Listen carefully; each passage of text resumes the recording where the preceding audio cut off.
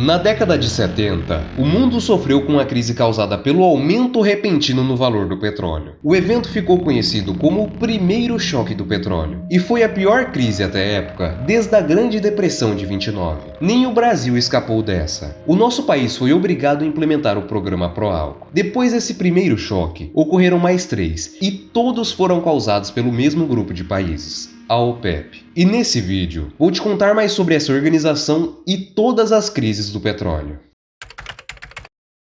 Até o ano de 1960, 7 empresas tinham o monopólio do mercado global de petróleo. Elas eram conhecidas como as 7 Irmãs, com 5 delas sendo americanas, uma britânica e uma anglo-holandesa. Essas companhias se estabeleceram em países com vastas reservas de petróleo, como exemplo Arábia Saudita, Iraque e Kuwait, nações claramente pobres ou iniciando a fase de desenvolvimento. Com as grandes jazidas em suas plantas de exploração, as 7 Irmãs controlavam os preços e pagavam poucos royalties para esses países. O petróleo extraído ainda era focado para exportação, com o principal cliente sendo os Estados Unidos, que às vezes limitava as importações. Isso acabava derrubando o preço do petróleo e afetava ainda mais a economia dos países produtores. Foi para mudar esse cenário que em 1960 foi criada a Organização dos Países Exportadores de Petróleo, também conhecida como OPEP, com 5 membros fundadores sendo a Arábia Saudita, Irã, Iraque, Venezuela e Kuwait, sendo as nações com as maiores reservas de petróleo no mundo. No ano de 1961, foi realizada uma conferência entre os países em Caracas, e nela foram definidos 3 objetivos para a OPEP. Forçar um crescimento gradativo no controle do petróleo para desbancar as grandes petroleiras, aumentar a receita de todos os países membros visando o desenvolvimento e unificar as políticas de produção. Desde a sua criação, a OPEP veio mudando o cenário global do petróleo, atuando a favor de seus interesses e manipulando a oferta no mercado, o que dá o poder para a organização controlar o preço mundial, sendo esse o motivo que fez ela levar o nome de cartel do petróleo. Tendo controle sobre o bem tão importante, é inegável o poder geopolítico dessa organização, e ela teve participação direta em diversas crises do petróleo, com a primeira em 1973, com a intriga do Yom Kippur.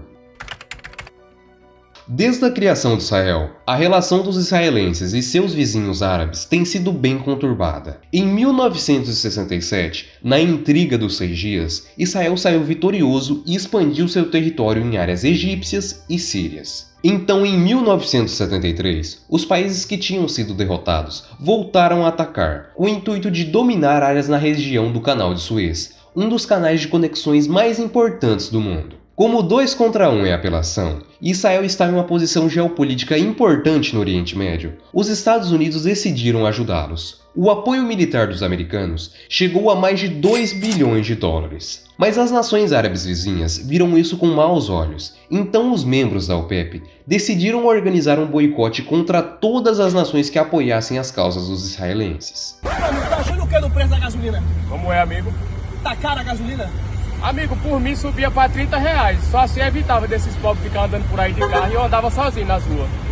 Então a produção de petróleo foi drasticamente reduzida. Entre outubro de 1973 a março de 1974, sendo um prazo de 5 meses, o preço do barril de petróleo saiu de 3 para 12 dólares, representando um aumento de 400%. Se o petróleo ainda é crucial nos dias atuais, mesmo com a corrida para substituir essa fonte de energia, imagina o cenário naquela época. Todos os setores da economia foram afetados. Desde a depressão de 1929, o mundo não tinha presenciado uma crise econômica tão drástica. E como o resto de todo mundo, o Brasil não escapou dessa. A crise gerou escassez de investimentos, aumento da dívida externa e da inflação. Os valores das nossas importações de petróleo saíram de 600 para mais de 2 bilhões e meio de dólares. O impacto provocou um déficit na balança comercial de 4,7 bilhões e a inflação mais que dobrou, passando dos 34%. Tudo isso deu fim ao milagre econômico que o Brasil estava vivendo.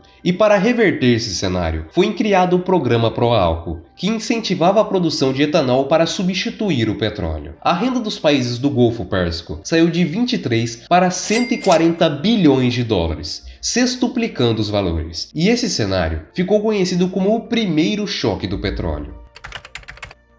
Em 1979, ocorreu uma troca radical na governança do Irã. Com a Revolução Fundamentalista, a monarquia iraniana foi deposta e, no lugar, foi instaurada uma república teocrática, liderada pelo Ayatollah Khomeini, dando origem ao segundo choque do petróleo. O antigo governo tinha uma boa relação com os países do Ocidente e até eram considerados aliados de algumas maneiras. Mas o recém-chegado ao poder tinha uma visão completamente oposta aos países ocidentais, principalmente com os Estados Unidos, que era visto como um inimigo.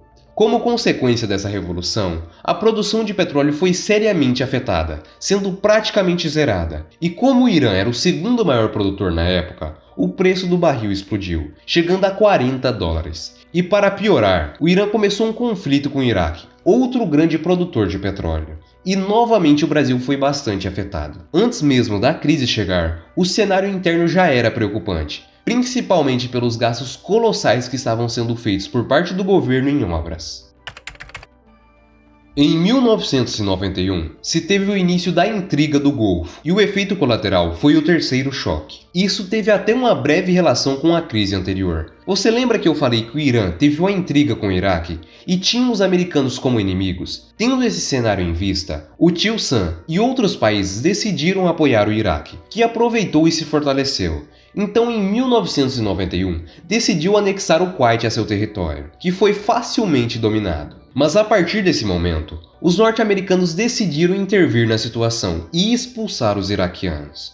Com toda essa escalada, o Golfo Pérsico foi fechado. O Kuwait e Iraque pararam de produzir petróleo e, ainda enquanto estavam sendo expulsos, os iraquianos incendiaram vários poços de petróleo. Isso contribuiu para especulações sobre a situação dos países, o que fez o preço do barril chegar novamente a $40.